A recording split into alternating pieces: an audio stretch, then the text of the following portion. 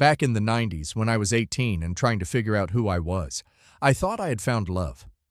Her name was Melissa. We were both young, stupid, and wildly passionate in that reckless teenage kind of way. She was beautiful and bold, and I was completely smitten.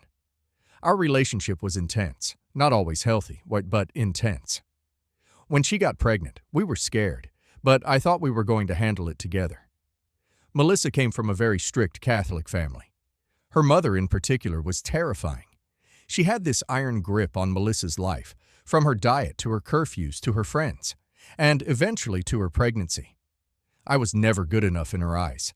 A boy from the wrong side of the tracks, as she once put it. She always made it clear she didn't want me around, but I stayed. I stayed because I wanted to be there for Melissa and our baby.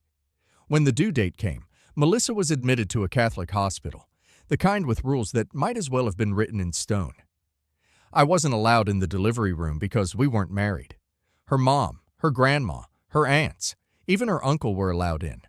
But I was told to wait outside. I sat on a cold bench for hours, pacing, praying, excited, terrified. Every time a nurse walked by, my heart jumped. Then, out of nowhere, a nurse came over and told me I had to leave. I asked why, and she said Melissa's family had complained that I was causing a disturbance. I had barely spoken to anyone.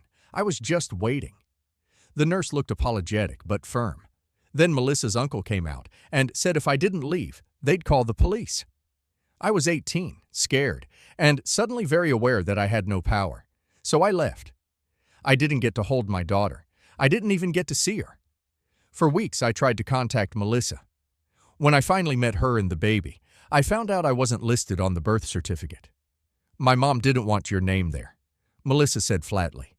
It felt like being erased from my own child's life. I was devastated, but I still tried.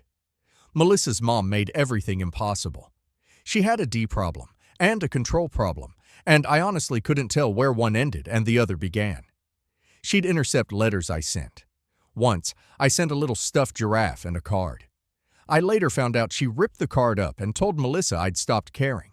She hated me with a level of venom I'll never understand. Then one day they were gone. Moved out of state without telling me. No phone call, no address, nothing. I tried. I wrote letters to the old address. I even tried calling relatives. Every path was blocked. Every attempt ended in silence.